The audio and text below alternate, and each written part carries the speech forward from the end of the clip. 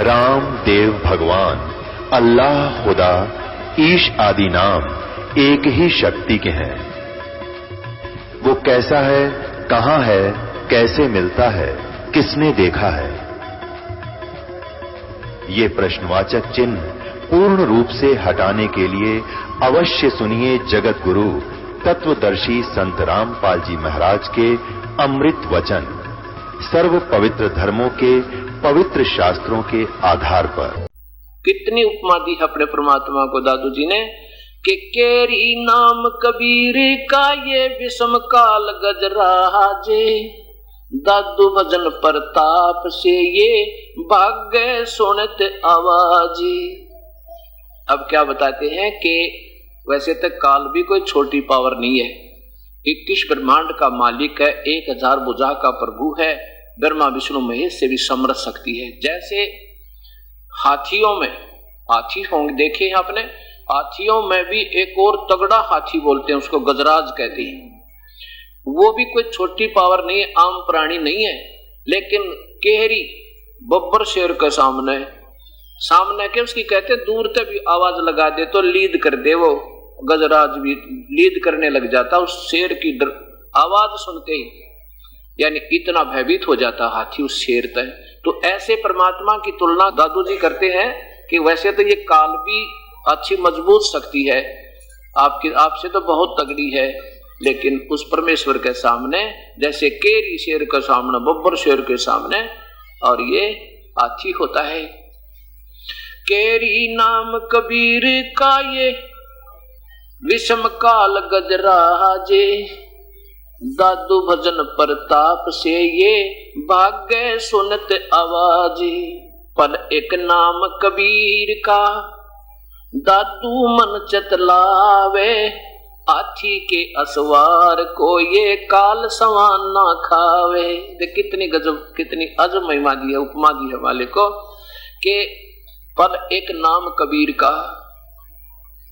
अगर परमात्मा का आप सच्चे मानते हैं, एक सेकंड भी नाम ले लोगे जो कोई विशेष आपत्ति आवेगी, तो आप ऐसे सथिर हो, आप ऐसे सेफ हो जैसे हाथी पर बैठे हुए व्यक्ति को और नीचे से कुत्ते भौंक रहे हो और वो बहुत जोर जोर से आवाज लगा रहे हो, तो कहते तुझे कोई हानि नहीं पहुंचा सकता। हाथी के असवार को जैसे कुत्ता हार्म नहीं कर सकता, हानि नहीं कर सकता, ऐसे परमात्मा कबीर साहब के सच्चे सेवक के ऊपर ये काल अटैक नहीं कर सकता। इतना सेफ, इतना सुरक्षित समझो अपने आप को।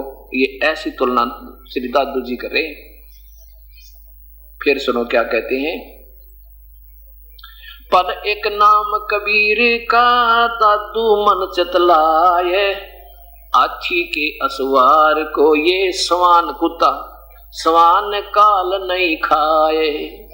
कितनी प्यारी व्याख्या की है जिन्हें भगवान पाया है, प्रभु को समझा, पूर्ण ब्रह्म को। सुमृत नाम कबीर का ये कटे काल की पीड़, दादू दिन दिन ऊंचा होवे फिर परमानंद सुख सीरी।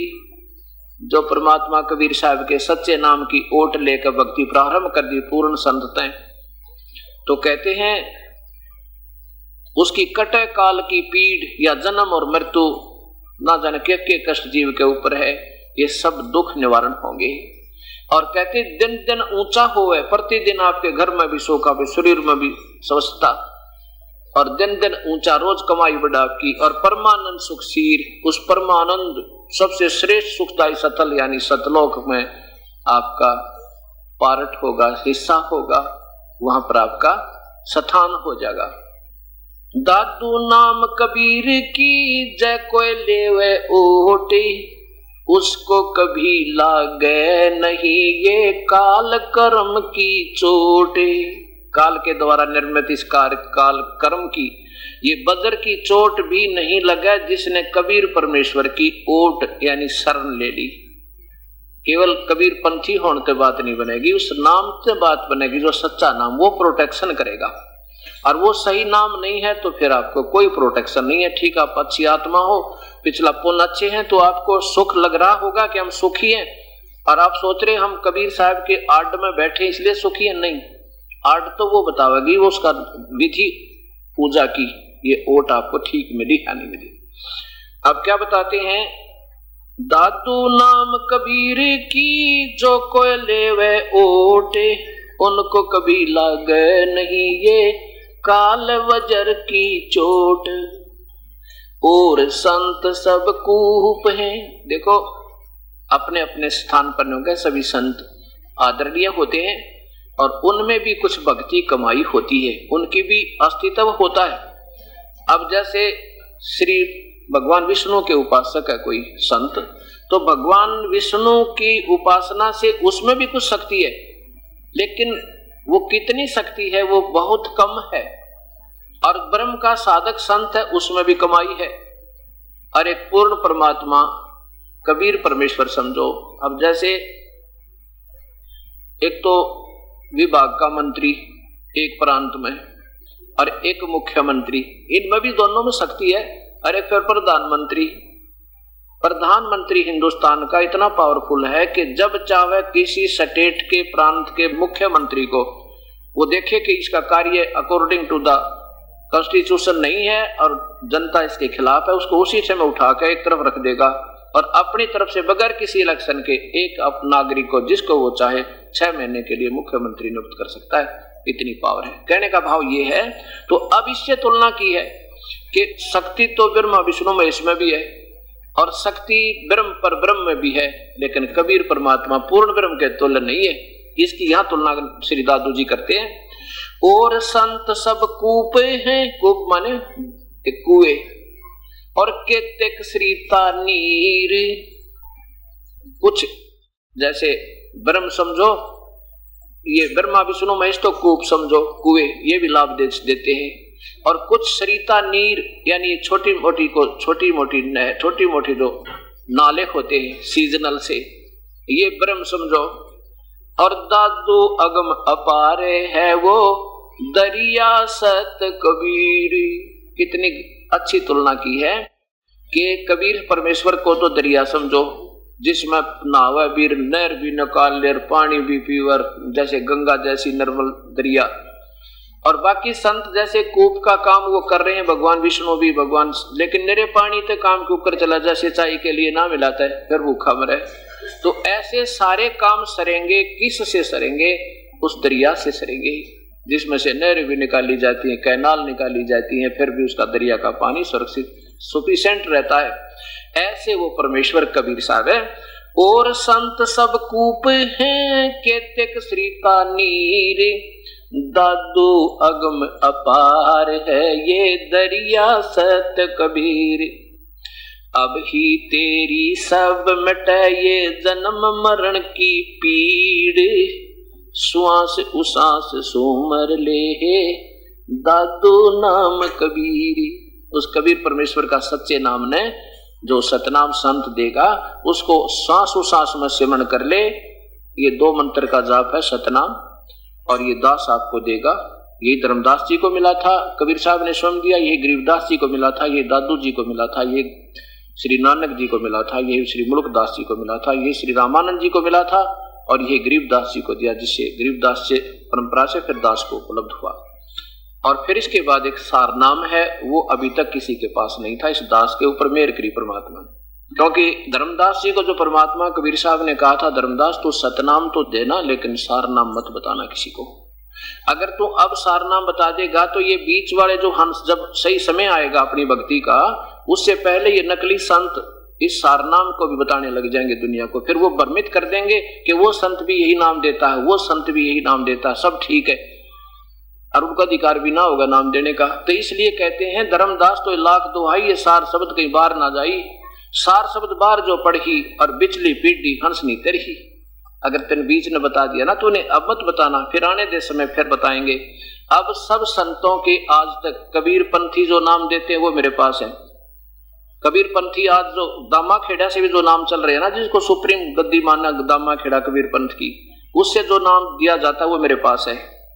और वहां से हजारों की नहीं तो सैकड़ों, कई सैकड़ों की संख्या में वो कबीर पंथी मेरे से उपदेश ले चुके हैं। दिखाऊंगा आपको शाम के समय मिला तो। दामा खेड़ा धर्मदास की गद्दी जी को दामा खेड़ा की प्रथम गद्दी मानते हैं।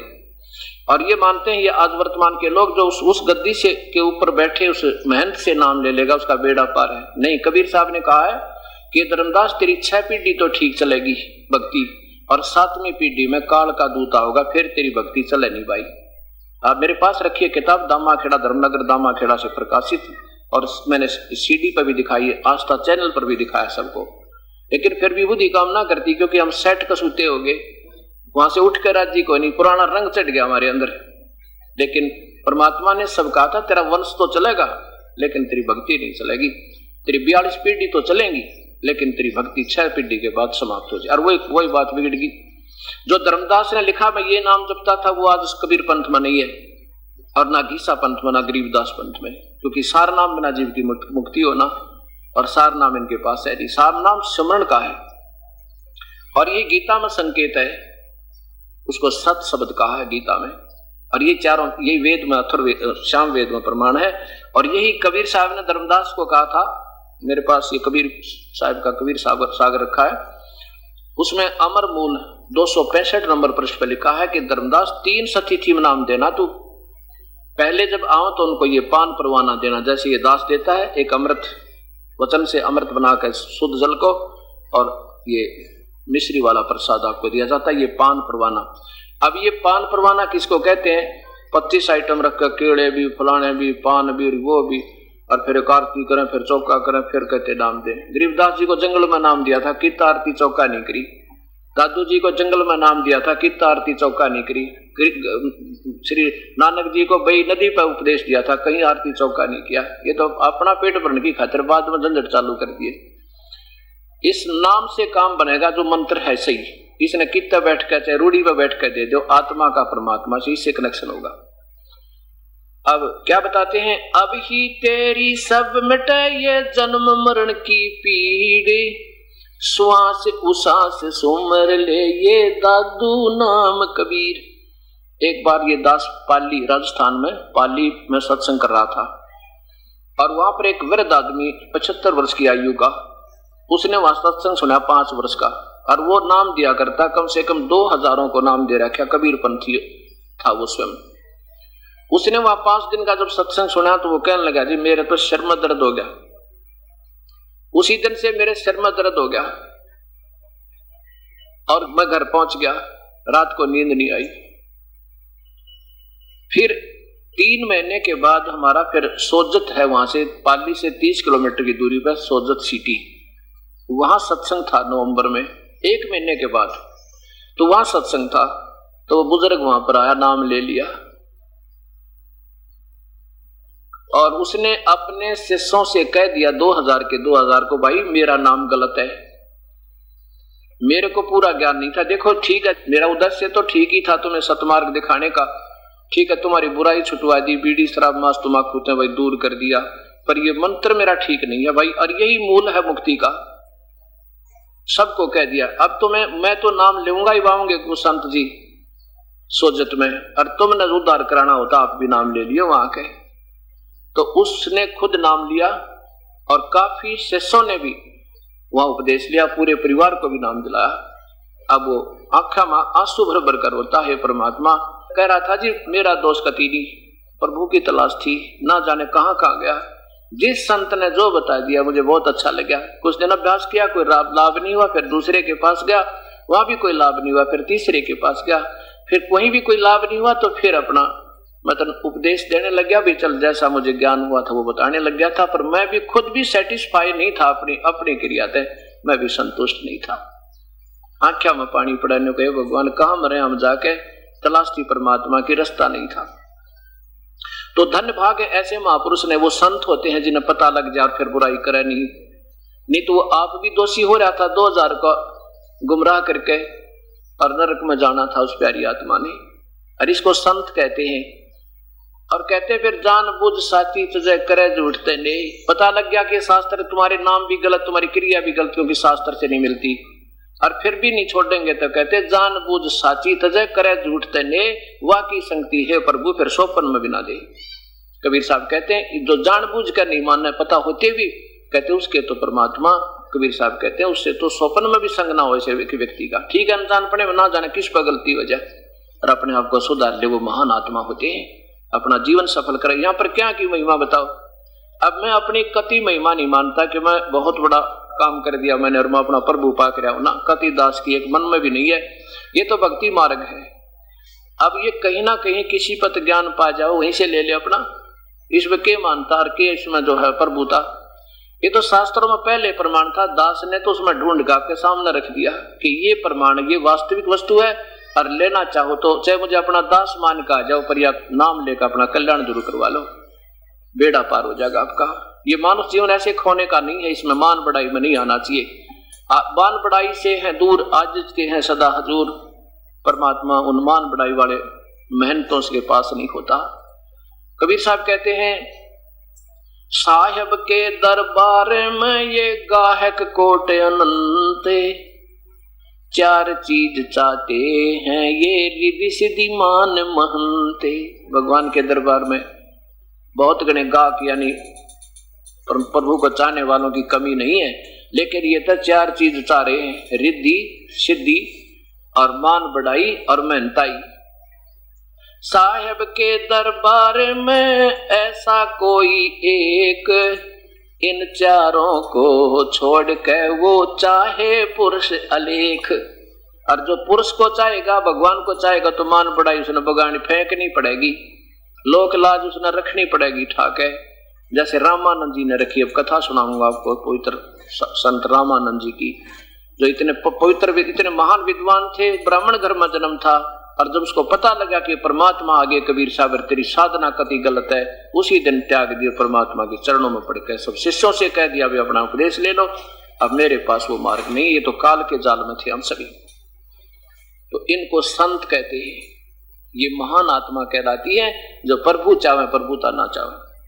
अब ही तेरी सब मिटे ये जन्म मरण की पीड़, श्वास उसास में सोमर ले दादू नाम कबीर। कबीर साहब का जो सच्चा नाम है, श्वास श्वास से सुमर कर ले। हम ये दो मंत्र का जाप सतनाम दो मंत्र के जाप से बनता है, ये सतनाम है।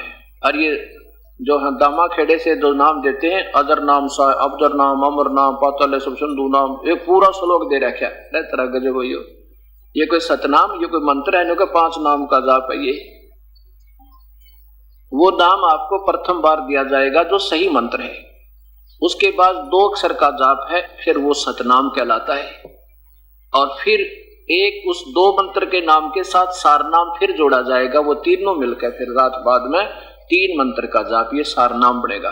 और ये गीता जी में प्रमाण दिया है 17वें अध्याय के 23वें श्लोक में, देखिएगा कि ओम तत्सत है, उस पूर्ण परमात्मा के पाने का अर्जुन 3 मंत्र का जाप है।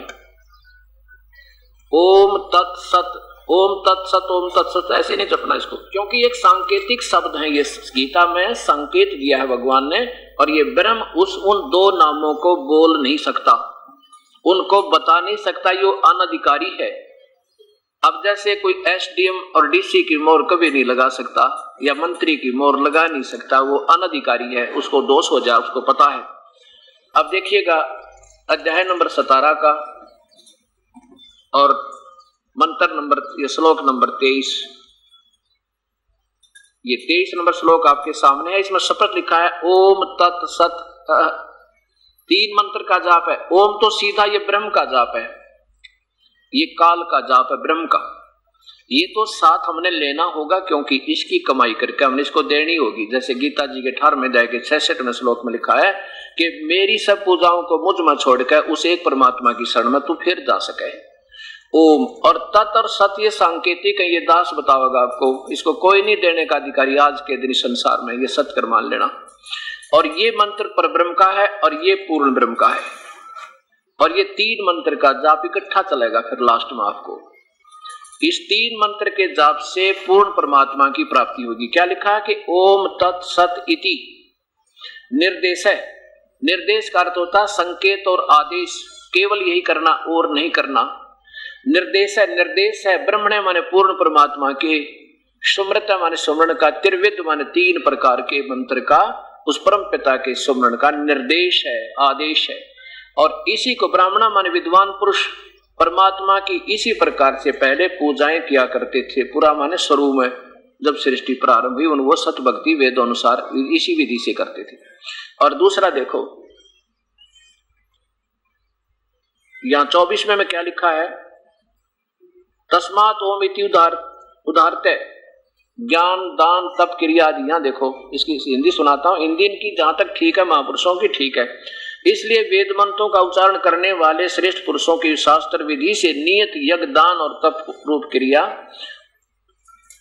सदा ओम इस नाम के परमात्मा के नाम के उच्चारण से प्रारंभ होती। जैसे ओम भूर्भुवः स्वः ये काल तक के जाप है, ब्रह्म तक के। ओम नमः शिवाय, ओम भगवते वासुदेव नमः, जहां पर ओम नाम से क्रिया शुरू होती है ये ब्रह्म तक की साधनाएं हैं, ये काल तक की पूजाएं हैं। आगे देखो, और जो तत् मंत्र है ना, तत् मंत्र कहते हैं वो करेगा जिसने यहाँ से पीछा छुटवाना जन्म मृत्यु चाहेगा उसको तत् मंत्र प्राप्त, वो तत् मंत्र प्राप्त करेगा, उस पे काम करेगा तत् मंत्र। यानी दूसरा तत् इति, नीचे देखो, तत् अर्थात तत् नाम से कहे जाने वाले परमात्मा की यह सब इस भाव से फल को न चाहकर नाना प्रकार की यज्ञ तप रूप क्रियाएं तथा दान क्रियाएं। देखो ये देखना ध्यान से, मोक्ष आकांक्षा भी, मोक्ष माने जन्म मृत्यु की से छूटने की इच्छा करने वाले ही के द्वारा की जाती है। दूसरा मंत्र तो वो लेगा, जैसे अभी तक तो आप जो पूजा कर रहे थे बढ़िया थी, अब आपको ज्ञान होगा, आप चाहोगे भगवान यहाँ से पीछा छूटे, तब इसकी आपको ये तड़प होगी, तब ये मिलेगा। आगे देखो, अब 26 में लिखा है, ये देखो, सत शब्द सद्भावे साधु भावे। तीसरा नाम आपको जब देगा ये दास, आपका कति हृदय हट जाएगा परमात्मा। ना राष्ट्रपति बनना हमने यहाँ का, ना इंद्र का राज चाहिए मालिक, इंद्र का राज काग का विष्टा, ऐसी नफरत आपको यहाँ हो जाएगी। सद्भावे साधु भावे, कति आप साधु भाव में हो जाओगे जब सत शब्द सार शब्द आपको दिया जाएगा। वैसे दिया जाएगा तो ये काम नहीं करेगा, आपको व्यर्थ हो जाएगा। सद्भावे बिल्कुल वास्तव में यहाँ से पीछा छुटवाने वाले, साधु भावे बिल्कुल कोई इच्छा नहीं रहे इस काल के जाल की लोक की। सत इति एतत् प्रयुते, उसको सत नाम, वो सत शब्द सार शब्द दिया जाता है। यहाँ देखो, प्रशस्ते कर्मणि तथा सत शब्द, सत शब्द माने सार शब्द, सार शब्द बिल्कुल वास्तविक मंत्र। पार्थ युज्यते, वो इस सार शब्द को प्राप्त करके फिर उसकी भक्ति करते हैं। ये 3 मंत्र का जाप 3 विधि से दिया जाएगा, और इसकी स्मरण की विधि भी 3 प्रकार से है, त्रिविधि, 3 ही प्रकार से इसका स्मरण होगा। श्वास उश्वास से होगा। कबीर साहब कहते हैं, कहता हूँ कई जाते हूँ, सुनता है सबको ये, सुमरण से भला होएगा भाई, ना तो भला ना होए। कहता हूँ कई जाते हूँ, कहूँ बजा के ढोले, श्वास जो खाली ही जाते है ये 3 लोक का मोले। श्वास उश्वास में नाम जपो, व्यर्था श्वास मत खो, ना जाने इस श्वास का आवण हो के ना। कबीर साहब तो कहते हैं सांस और उश्वास से मंत्र है वो, और ये कबीरपंथी दे एक पूरा श्लोक वो श्वास उश्वास से हो नहीं सकता। तो इस प्रकार ये साधनाएं हमने फिर देखनी होंगी। अब देखो, इस बात से दुख नहीं मानना कि मैं किसी के, मान लिया आपका 1000 का नोट है और मैं उसको नकली बता रहा हूं। अब मैं नकली बता रहा हूं तो आपको थोड़ी सी चिंता तो होनी चाहिए भी, क्यों नकली बताया इन्होंने, ऐसी क्या बात है। तो उसकी ट्राई करे, उसने मिलावे किसी दूसरे तो पूछे तलाश करे, और जिन आधार पर गलत बताया उनको फिर मिलावे, और ठीक है तो बढ़िया, फिर चिंता मत करे, फिर दुख किस चीज का। मतलब इस प्रकार आपको अब थोड़ा सा सावधान फिर होना चाहिए। संत तो नहीं आपको रास्ता देंगे, क्योंकि वो तो ठीक है महान आत्मा होंगे, वो तो अवश्य कह देंगे भाई ठीक है देखो हमने जितना ज्ञान था बता दिया। एक भक्त ने ऑब्जेक्शन हुआ, जींद में हमारी सीटी चल रही थी, सीटी केबलों पे, उसने ऑब्जेक्शन हुआ और सीटी केबल वाले से 3 कैसेट उठा ले गया जो उनके गुरुजी के बारे में थी, और गुरुजी को दिखाई। ये वो गुरुजी हैं जिनके लाखों शिष्य, उनके पास क्या, देखो जी आपके बारे में ऐसे ऐसा कर कह रहे हैं ये, और बताओ हमने क्या करना। उस संत ने जब देखी वह सीडी, अब उन्हीं की किताबें बताओ, दास ने तो कुछ किसी के बारे में कुछ कहा ही नहीं है, मैं तो ना इस योग्य हूं किसी को बुरा और भला बताने का, ना मुझे आप इतना ज्ञान। मैं तो ये कह रहा हूं कि शास्त्र तो ये बतावें और ये संत ये बतावें, अब तुम देख लो भाई कौन सा ठीक है।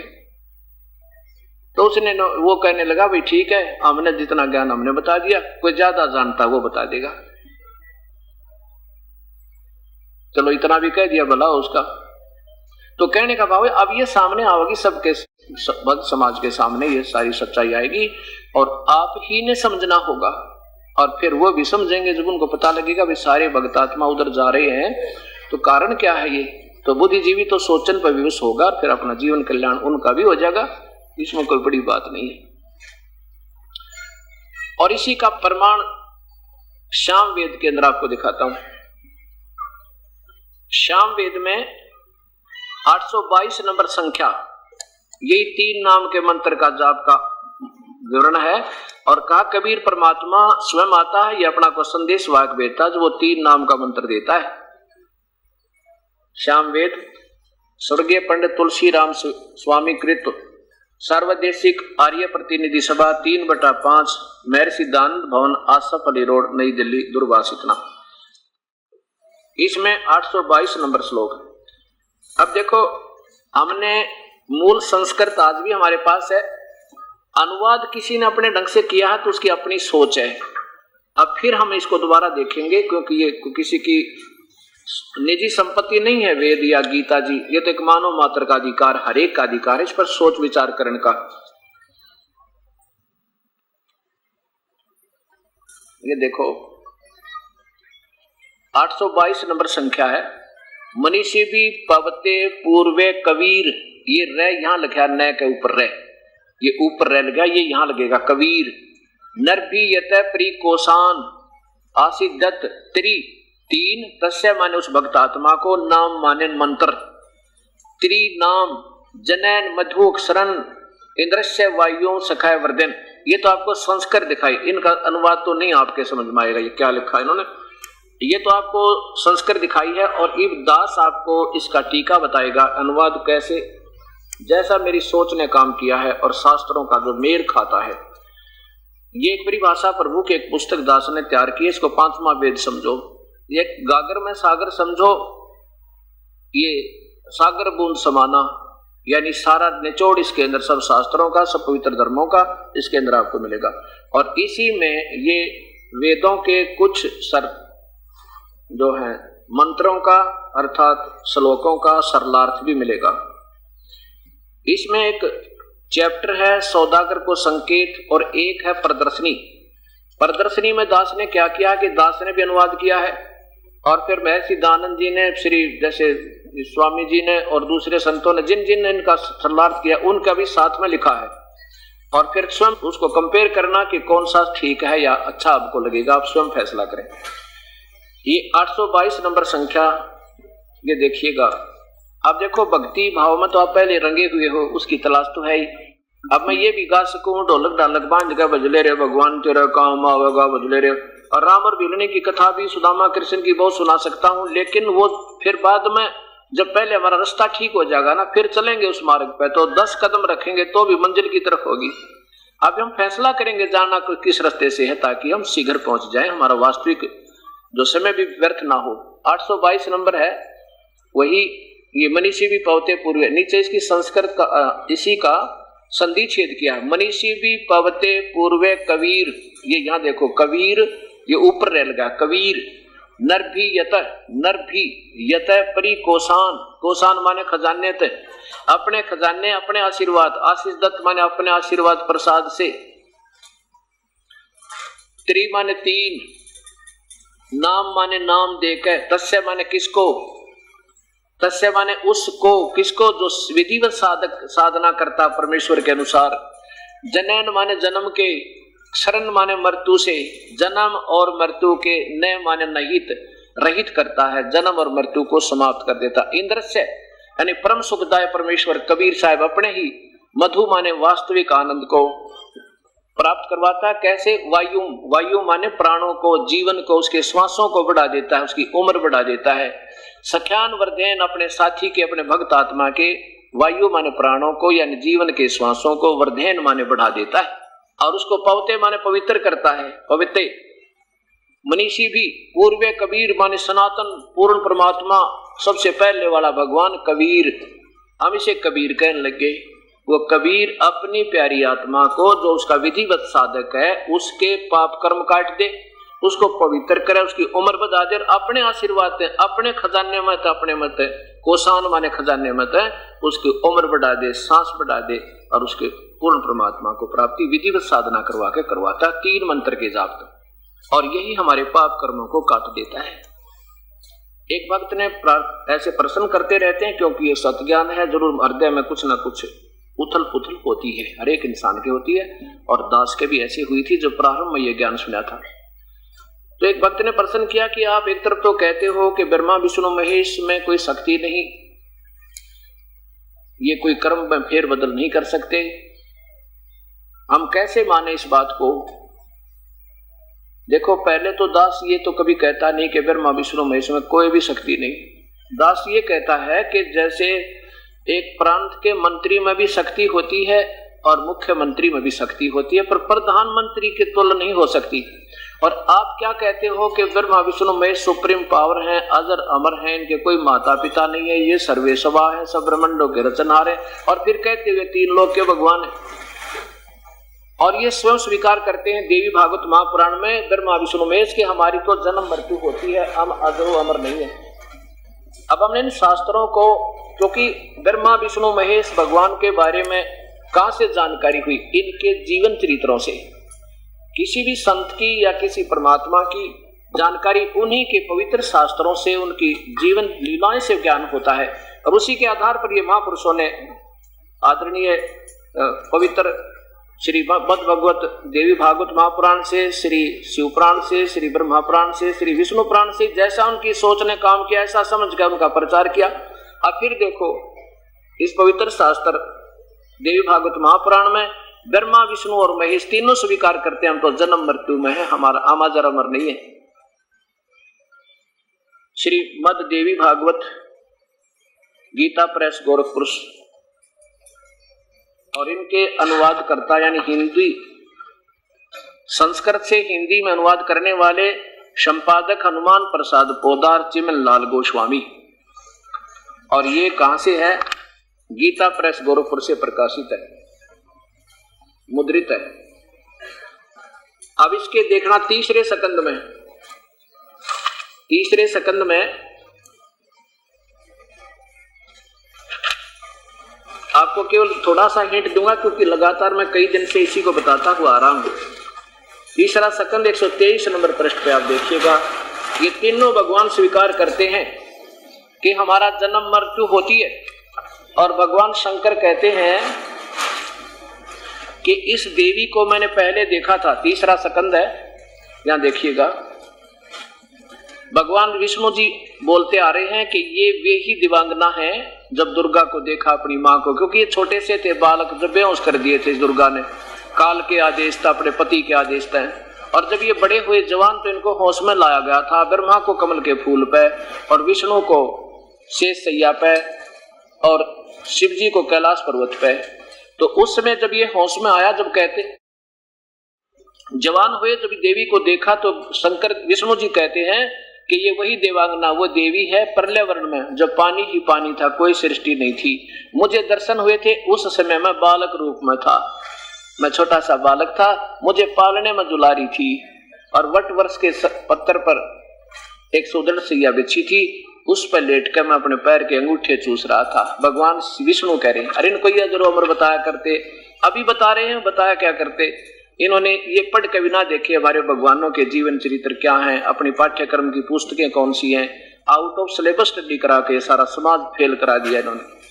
अब देखो, भगवान विष्णु जी कह रहे हैं, तुम शुद्ध स्वरूपा हो, अपनी माँ की गुण गावे, यह संसार तुम्हारे से उद्भासित हो रहा है, तुम्ही से उद्भासित हो रहा है। मैं विष्णु, ब्रह्मा और शंकर, हम सभी तुम्हारी कृपा से विद्यमान है।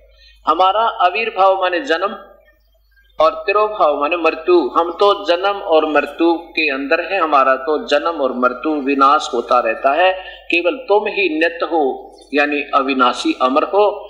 जगत जननी हो, प्रकृति और सनातनी देवी हो। आगे देखो, शंकर जी स्वयं स्वीकार करते हैं, भगवान शंकर बोले देवी यदि महाभाग विष्णु तुम्हें से उत्पन्न हुए हैं, प्रकट हुए हैं, तो उनके बाद उत्पन्न होने वाले ब्रह्मा भी तुम्हारे ही बालक हुए, और फिर मैं तमोगुणी लीला करने वाला शंकर क्या तुम्हारी संतान नहीं हुआ? अर्थात मुझे भी उत्पन्न करने वाली तुम ही हो। ब्रह्मा विष्णु महेश की मां क्लियर होगी कि देवी दुर्गा है या भवानी है, शेरा वाली है, इति सिद्धम। और ये क्या कहते हैं, हम तो जन्म मृत्यु के अंदर, हमारा तो आविर्भाव और जन्म होता है, हम अजर अमर नहीं है। और अब तक ये ब्रह्मा विष्णु महेश के आट में रोटी खाने वाले अपने रोजी रोटी का धंधा बना लिया जिन संतों ने, और ये आज भी इनको अजर अमर, कालज्जय, मृत्युंजय, सर्वेश्वर, महेश्वर, सब सृष्टि के रचनहार, इनके कोई माता पिता नहीं। कम से कम अपने सिलेबस को तो पढ़ लो शिक्षक तुम, और फिर पढ़ाइयो विद्यार्थियों को। अब आप उठाकर देखा नहीं सिलेबस, दत्त कथा सुना के, कॉमिक्स पढ़ा के हमारे सब पूर्वजों को गुमराह कर दिया, और उन्हीं के ज्ञान से हम आरूढ़ हो गए सुनकर राजी नहीं सत ज्ञान को। और सुन ले हम जल्दी से हृदय में समाता नहीं, क्योंकि वो कई वर्षों का रंग चढ़ गया। लेकिन ये त्यागना पड़ेगा अगर भक्ति करनी है तो, नहीं तो भूत बने और पितर बनने लग रहे, उनकी फिर पूजाएं प्रारंभ हो रही है। तो इस प्रकार हमने इसको फिर पुनः देखना होगा ताकि हम अपने इस मानव जीवन को सफल कर सकें। अब क्या हुआ, ये आपके सामने आ गया कि ब्रह्मा विष्णु महेश ये अजरो अमर नहीं है और ये सर्वेश्वर नहीं है।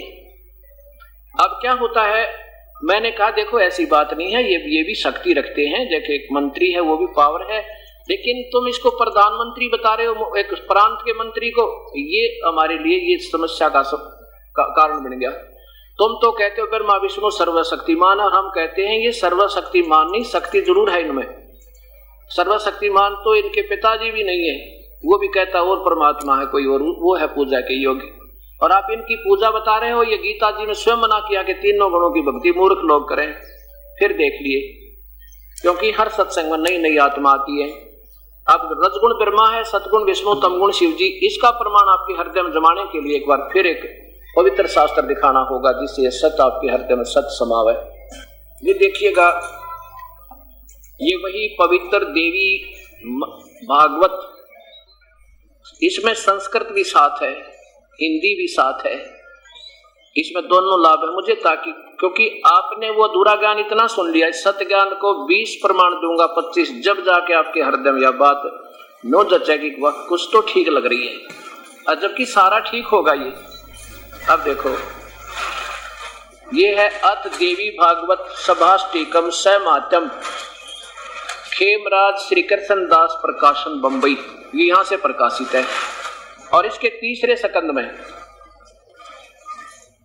अथ श्रीमद देवी भागवते भाषा टीका युक्ते तृतीय सकंद प्रारंभते, इसमें स्वयं भगवान शंकर कहते हैं कि मैं तो तमोगुण हूं, ब्रह्मा रजोगुण है और विष्णु सतोगुण।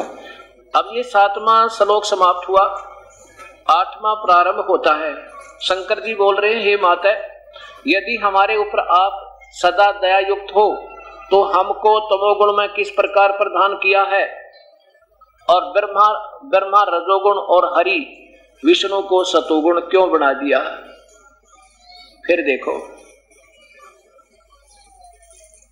ये 8वां प्रारंभ होता है, हे माता, दुर्गा से कह रहा है भगवान शंकर, यदि आप हमारे ऊपर सदा दया युक्त हो तो हमको तमोगुण में किस प्रकार प्रदान किया है, ब्रह्मा रजोगुण और हरि सतोगुण। अब संस्कार देखो, संस्कार देखो, ये 7वां समाप्त हुआ, 8वां प्रारंभ होता, यदि दया धर्मना न सदा अंबिके कथम अहम, अहम माने मैं, विहित क्यों बना दिया, क्या तमोगुण है, मुझे तमोगुण क्यों बना दिया, कमल जय, कमल से उत्पन्न होने वाले ब्रह्मा को रजोगुण संभव, रजोगुण क्यों बना दिया, और विहित किमो सतोगुण हरि यानी विष्णु को आपने सतोगुण में क्यों रंग दिया। अब देखो, ये तीनों देवता भी दुखी होते हैं, किसी का बेटा मरे, किसी की बेटी मरे, किसी का कुंबा मर जाता है। और देखो बाई फोर्स जबरदस्ती हमारे अंदर एक ऐसी, इस रजोगुण के कारण, इस रजोगुण का ऐसा दबाव आ जाता हमारे पास, जो ब्रह्मा के अंदर इसने ठोक कर भर दिया। और ब्रह्मा की रेंज है तीनों लोकों पर काम कर रही है। अब देखो ये भगवान तीनों आकार में है अपने लोक में, और वहां से यहाँ तीनों लोकों के प्राणियों पर इनका सीधा इफेक्ट हो रहा है। जैसे रसोई में तो छौंक लगा मिर्चों का और छींक आवा तीसरे कमरे में, अब मूल वस्तु तो रसोई में है और उसका गुण पहुंच गया तीसरे कमरे में भी, छीकम छीक असर कर रहा, अफेक्ट कर रहा उसका। ऐसे ये परमात्मा तीनों अपने अपने लोकों में है और वहां से इनका दबाव हमारे ऊपर कंस्टेंट बना रहता है। जैसे सूर्य का प्रकाश हर समय अफेक्ट कर रहा है इतनी दूरी से भी, वो दिखाई नहीं दे रहा, वो गुण हमें ये नजर आ रहा है, बस इतना अंतर है। अब रजगुण ब्रह्मा है, सतगुण विष्णु है, तमगुण शिव जी। और रजगुण ब्रह्मा से तो जीव उत्पत्ति करवाता हमारे अंदर विषय वासना प्रेरित करके है, और ब्रह्मा विष्णु जी के सतोगुण से हमें यहाँ पर रोके हुए भाई बहन का नाता और बेटे बेटियों में मोह ममता, संपत्ति में मोह ममता बना के ये काल रोक रहा है। और भगवान शंकर से हमारा संहार कराता है। जब भगवान शंकर को तमोगुण होता है तो ये प्रलय कर देता है, ना जाने कितने जीवों का विनाश हो जाता है। और जब ये होश में आता है तब पश्चाताप करता है, नो कहता है भगवान ये किए बिना मेरे तय। तो ऐसे रो रहा है अपनी माँ के सामने, है माता यदि आप दयालु हो हमारे पे तो हमारे से दुष्कर्म क्यों करवा रहे हो? हम मारे इनको, पाले पोसे फिर मार दे, ऐसा जुल्म हम क्यों करवा रहे हो हमारे तय? ये भी दुखी हो रहे बेचारे, लेकिन ये विवश हो गए, उस काल के वश हैं, ब्रह्म के वश हैं, ज्योत निरंजन के वश हैं ये बेचारे, इनका दोष नहीं।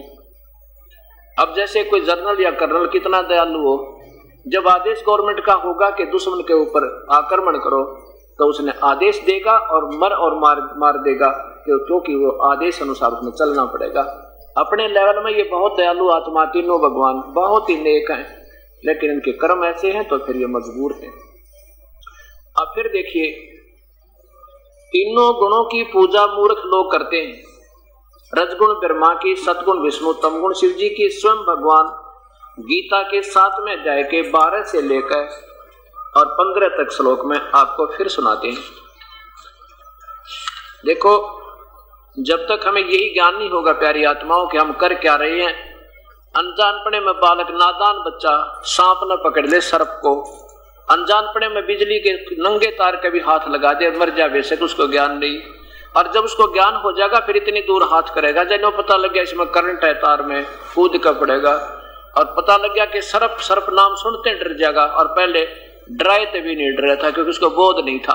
अब आपको बोध होगा कि हम कर क्या रहे हैं, हमारे शास्त्र क्या बता रहे हैं, फिर आपको भय होगा, आप उससे उल्टे हटोगे। आप सियाने होकर उल्टे हटोगे नहीं, हट नहीं सकते। देखिए अध्याय नंबर 7 का श्लोक नंबर 12, 13 और 14, 15 4-5 श्लोकों में क्लियर हो जाएगी। अध्याय नंबर 7 ये पवित्र गीता जी,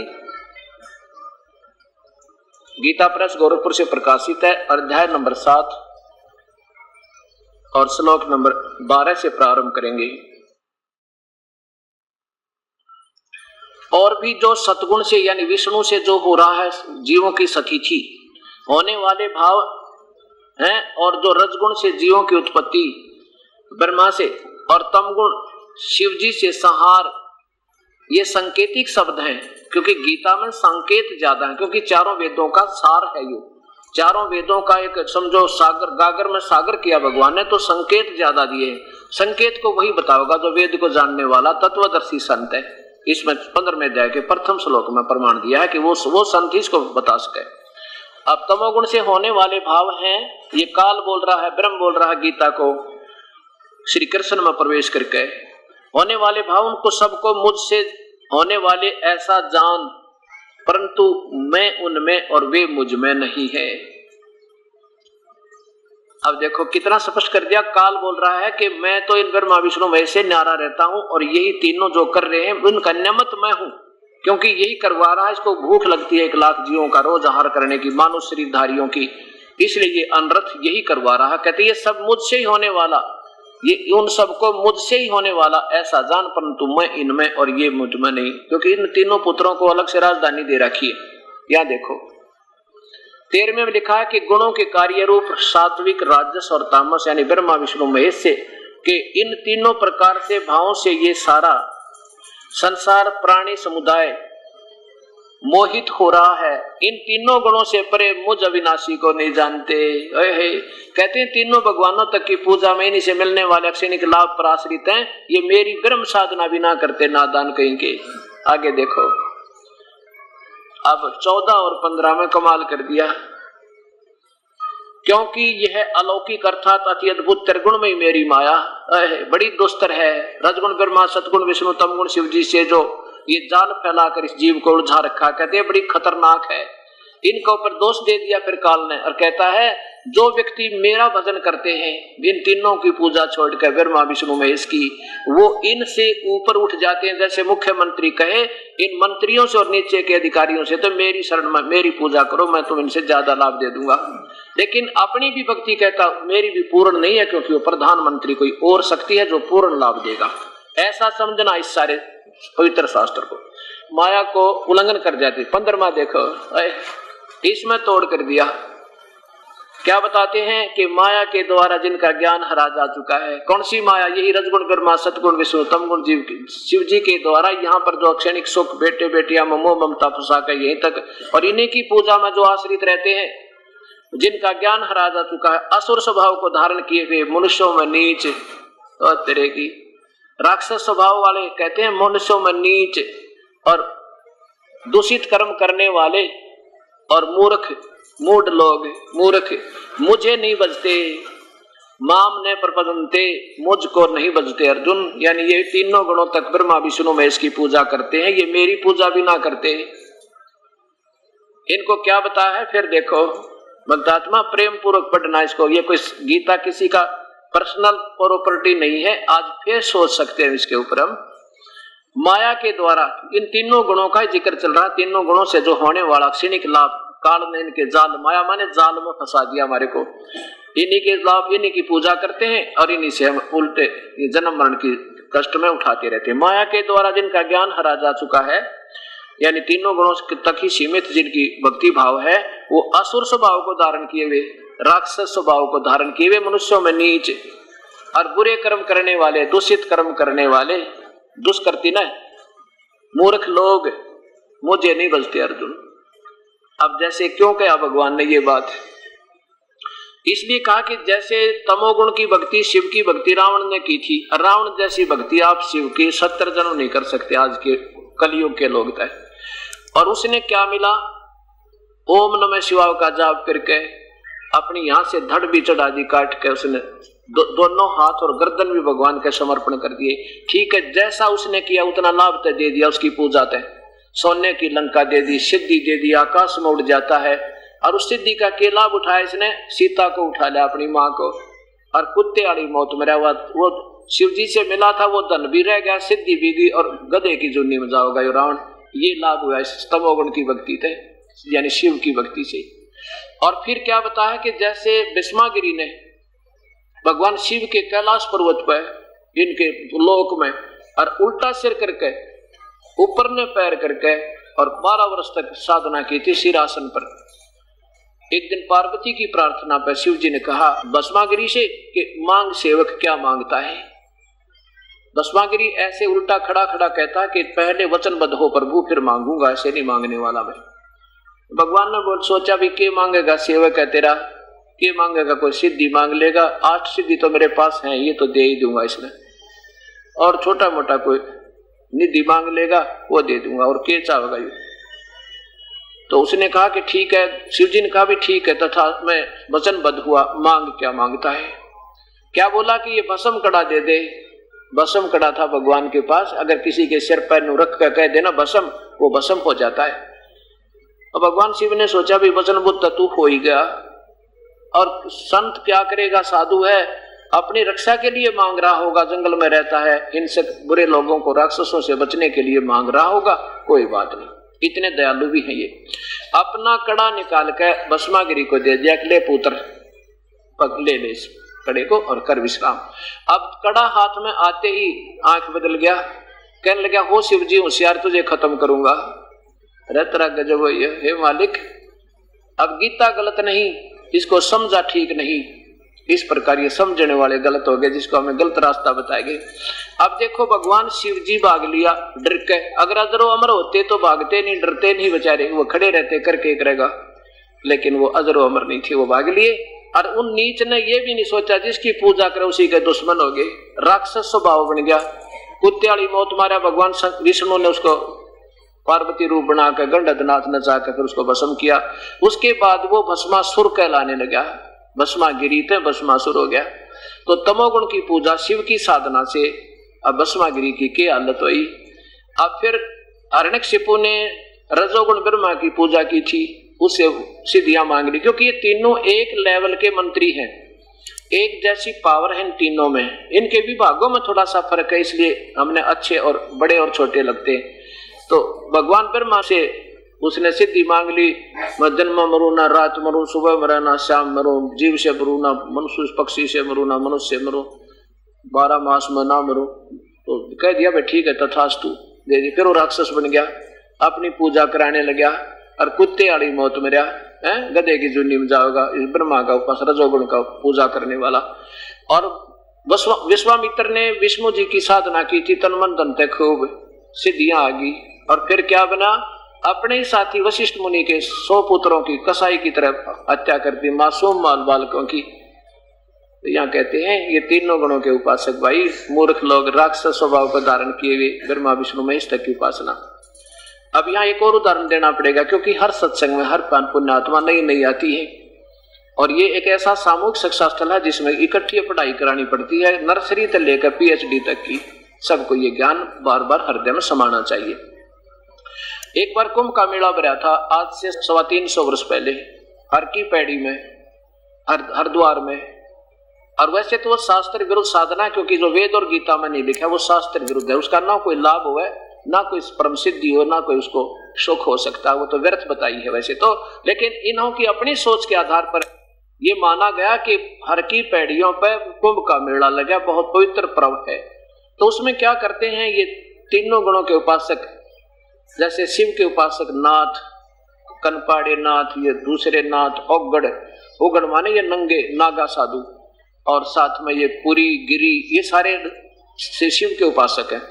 और उधर से वैष्णु साधक विष्णु जी के उपासक वैष्णु कहलाते हैं। ये सभी जाकर के वहां स्नान करने के लिए पहुंच गए। पहले कई दिन पहले इकट्ठे हो गए अपने अपने खेमों में, अपने अपने पार्ट में। जब आया स्नान करने का समय, सभी चल पड़े, प्रस्थान किया हर की पैड़ियों की तरफ स्नान करने के लिए। सबसे पहले वो नंगे महात्मा कति निवस्त्र रहते हैं, वो पहुंच गए वहां पे और खड़े हो गए हर की पैड़ी के ऊपर जाके। बाकी संतों से कहा कि खबरदार जो आगे आए हो तो खड़े हो जाओ वहीं पर, पहले हम स्नान करेंगे, हम सर्वश्रेष्ठ हैं, हम निगंध हैं, नि इच्छा हैं, हम बैरागी और त्यागी हैं। अब गीता जी यही बताना चाहती है, यही संकेत किया इस पवित्र शास्त्र ने। अब क्या बताते हैं कबीर परमेश्वर के, तीर तुपक तलवार कटारी, ये दम झड़ जोर बधावे हैं, हर पैड़ी हर हेत नहीं जाना, वहां जा तेग चलावे हैं। और काटे शीश नहीं दल करुणा, सिर काटे जिनका दया नहीं दिल में, करुणा माने दया। काटे शीश नहीं दल करुणा, ये जग में साध कमावे हैं, और जो जन उनका उपदेश लेवे उनको भी नरक पठावे हैं। ये भी बैदा है, व्यर्थ की बातें हैं, यानी ये शास्त्र विरुद्ध है। क्या बताते हैं कि एक तरफ तो हर की पैड़ी कहो, भगवान का स्थान बताओ, और फिर वहीं पर भगवान की छाती पे तुमने कत्लेआम कर दिया, भगवान का डर भी कौन माना कि तुम क्या करने जा रहे हो। और एक स्नान पर लड़े, बालक भी ना लड़ते, आम भगत भी ना लड़े, कोई स्नान कर रहा हो ना किसी दरिया पे या घाट पे, और कोई आ जा बीच में तो मैं नहाऊंगा, भाई आ जा, भाई तय भी ना ले, आ जा यहाँ बैठ जा, पहले आप ना लो मैं बाद में ना लूंगा। आम व्यक्ति का व्यवहार अच्छा है इनसे, और ये गीता जी ये बताना चाहती है, और यही प्रमाण उन्होंने दिया है। अब उस भक्त ने कहा जी बात तो आपकी सारी ठीक लगे, पर हमारे मन में ये पुराना रंग घना चढ़ गया। अब वो बात याद आती है कि जैसे भगवान कृष्ण जी ने मोर ध्वज राजा के पुत्र ताम्र ध्वज को आरे से चिरवा के और 2 भाग करवा के फिर जीवित कर दिया, तो कैसे ना माने इनमें शक्ति नहीं, ये तो समर्थ शक्ति है। कबीर मैं बोला देखो भाई शक्ति तो है इनमें, और इन भगवानों के ये बाएं हाथ का खेल है, इस मिट्टी के शरीर को जोड़ना और तोड़ देना। कोई दिक्कत नहीं। लेकिन ये श्वास नहीं बढ़ा सकते, उम्र नहीं बढ़ा सकते भगत की, क्योंकि उस मोर ध्वज के बेटे ताम्र ध्वज की आयु बकाया थी, श्वास बकाया थे। तो परीक्षा लेने गए थे और वो सांस बकाया थे, उसको चिरवा के जोड़ देना कोई बड़ी बात नहीं। महापुरुषों भगवानों के लिए बहुत आम चीज है, लेकिन उम्र नहीं बढ़ा सकते, ये सांस नहीं दे सकते एक भी गिन के। जैसे महाभारत के युद्ध में प्रथम ही दिन चक्रव्यूह में अभिमन्यु की मृत्यु होगी थी। अभिमन्यु भगवान श्री कृष्ण का सगा भांजा था, सुभद्रा का बेटा था, और सुभद्रा जो है श्री अर्जुन के ब्याही थी, और पांडवों का कुल नाश हो रहा था। भगवान श्री कृष्ण रो रहा था, सुभद्रा रो रही थी, पांचों पांडव टक्कर मार रहे थे, भगवान श्री कृष्ण जीवित नहीं कर सके। और वहां तो परीक्षा लेने गए थे, वो मार कर जीवित कर दिया। ये कर सकते हैं, कोई दिक्कत नहीं, लेकिन ये उम्र नहीं बढ़ा सकते, ये श्वास नहीं डाल सकते। ये कबीर परमात्मा जो अपने साथी की आयु बढ़ा सके, वायु सखाय वरदेन, वो अपने साथी की सच्चे भगत की वो उम्र बढ़ा सकता है। कहां से? अपने कोष्ठ हैं, अपने खजाने थे, अपनी विट्टो पावर थे, ये भगवान नहीं बढ़ा सकते। दास ने सिर्फ इतना ही बताना चाहा था, मैंने उससे कहा। अब इन बातों से धीरे धीरे आपके हृदय में ये सच्चाई समावेश करेगी, और इसी सच्चाई के आधार पर फिर हम सच भक्ति करेंगे। देखो, हमने जो कथाएं सुनी थी वो तो सुनी थी, तो हमने अच्छी लगी तो स्वीकार किया और सत्य माना। अब वो भी सत्य है, वो कहां तक सत्य है? जैसे प्राइमरी की किताबों में प्राइमरी तक का कोर्स बिल्कुल सही है, और ऊपर की उसमें दूसरा है, उससे ऊपर की में और दूसरा कोर्स है, उसका सिलेबस है। ऐसे अब तक जो ज्ञान सुना था वो केवल 3 लोक के भगवानों की महिमा सुनी थी। अब उस सतलोक के कुल मालिक की महिमा सुनेंगे तो वो भी हृदय में समावेगी, क्योंकि सुनने से ही ज्ञान होता है। एक भक्त ने फिर प्रश्न किया, देखो जी, भगवान श्री राम ने अहिल्या का उद्धार किया, मिट्टी की बनी पड़ी थी, अपने खड़ाऊ झाड़ दिए थे, और देखो उनको फिर वो औरत बन गई। आप कैसे मानो, उन्होंने तो कर्म काट दिए उनके। देखो भाई, ठीक है, आप तो बालक हो, छोटे, इतनी बुद्धि काम करेगी आपकी। देखिए ये क्या है, इस काल ने 4 युगों की पहले फिल्म बनाकर धर रखी है, सटोरी, और उस पर ये हीरो सेलेक्ट करके उन आत्माओं को भेजता रहता है, और वही आएंगी जो पहले निर्धारित है। उस फिल्म में जो ये फिल्माइज करना जिन्होंने, उनके पहले निर्देश हुए, उनके पहले नाम लिखे हुए। कैसे? अहिल्या कैसे पत्थर की बनी थी, ये सोचो। एक बार देखो आप, हम स्वर्ग जान की सोचा करते, और स्वर्ग के अंदर यहां से भी गंदा कर्म। गौतम ऋषि इंद्र के गुरु थे, और इंद्र की सगाई हुई थी। इंद्र की जब सगाई होने लगी तो गौतम ऋषि आ गए, क्योंकि उनके गुरुजी थे। इंद्र ने अपने गुरुदेव के लिए आसन त्याग दिया कि गुरुजी आप यहां बैठो मेरे सिंहासन पे। गुरुदेव को सिंहासन पे बिठा कर इंद्र बैठ कर नीचे आम व्यक्ति की लाइन में, और कुछ देर के बाद इंद्र ने कोई कार्य हो गया, अपने महल में चला गया अंदर। इतने में अहिल्या के पिताजी और साथ में अहिल्या के पिताजी का पुरोहित फटाफट आया कि जल्दी चलो, शीघ्र चलो, मुहूर्त निकल गई। फटाफट, मतलब उसने इतनी लगन मचा दी, इतनी शीघ्रता कर दी, भाग कर जाकर के बस कहते हैं बस कुछ अक्षण ही बकाया है मुहूर्त में, फटाफट बच्चे को तिलक कर दो, पढ़ाई कर दो लड़की को। अब आव देखा ना ताव देखा, उसका गौतम का तिलक कर दिया, गौतम ऋषि का तिलक कर दिया, यानी सगाई कर दी उस इंद्र के स्थान पे, क्योंकि वो सिंहासन पर गौतम बैठा था। और जब उन्हें तिलक पिलक कर दिया, वो पुरोहित वाली मूर्त भी जाली, जब सभासदों ने कहा कि ये तो गुरुदेव बैठे हैं, इंद्र तो महल में गए हैं, अब वो ये तो आपने गलत कर दिया। पुरोहित बोला तो हो गया सो हो गया भाई, अब ये टल नहीं सकता, क्योंकि मूर्त निकल गई। अब इंद्र के सगाई होनी थी, होगी गौतम का गुरुदेव के। अब इंद्र के एक बार वापस आया, उसने पता लगा भाई गुरुजी की तो सगाई होगी। अब इंद्र क्या कहा अपने गुरुदेव को, बड़ी बधाई दी, बड़ी खुशी हुई, ऊपर ले मन तक खूब गवाही दी, और अंदर ले मन में उसके खोट रह गया। अब कुछ वर्षों के बाद क्या हुआ कि अंदर के मन में ये खोट आ गया कि ये तो ब्याह तो तेरे साथ भी तो होना था इसका, अहिल्या का है, और भाई ये तो उसके मन में उसकी आसक्तता फंसी रही, और दुष्कर्म करने के लिए 100 स्कीम तैयार की। एक देव से कहा एक शुक्ल नाम के देव से कहा, क्योंकि ये इंद्र जो है देवताओं का मालिक है, राजा है, इसकी हुक्म चले। एक से कहा कि तू मुर्गा बनकर बोलना, वक्त से मतलब टाइम से पहले बोलना, अलार्म के टाइम, क्योंकि गौतम ऋषि मुर्गा बोला करता था सही समय पर, तो उस समय उठकर स्नान करने अपना जाते थे वहां गंगा पे। उस समय शुक्ल नाम के देवता ने मुर्गा की आवाज लगा दी, वक्त से गौतम ऋषि उठकर चला गया।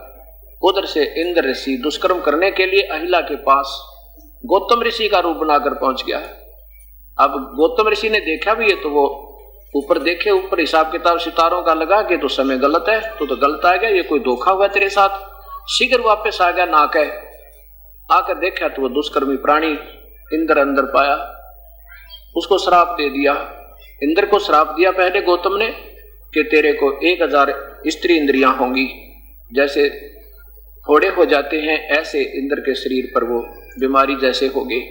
उधर से अहिला को श्राप दे दिया कि तू पत्थर की होगी, उल्टा तने आज जो है ना अनर्थ कर दिया। अब अहिला ने कहा कि हे पतिदेव, हे स्वामी, आप तो जानी जान है, आप देख सकते हो ये इंद्र राक्षस जो है दुष्ट आत्मा आपका रूप बना कर आया था, मैं पहचान नहीं सकी मेरे मालिक, मेरा कोई दोष नहीं है, मुझे क्षमा कर दो। जब गौतम जी का जो है गुस्सा शांत हुआ तो उसने विचार से सोचा भी अहिला का कोई दोष नहीं था। फिर कहने लगा भी मेरे मुख से जो वचन निकल गया ये तो निकल गया, तो ये खत्म वापस नहीं हो सकता। फिर अहिला ने पूछा कि मेरा उद्धार कब होगा, कि तेरा उद्धार त्रेता युग में होगा।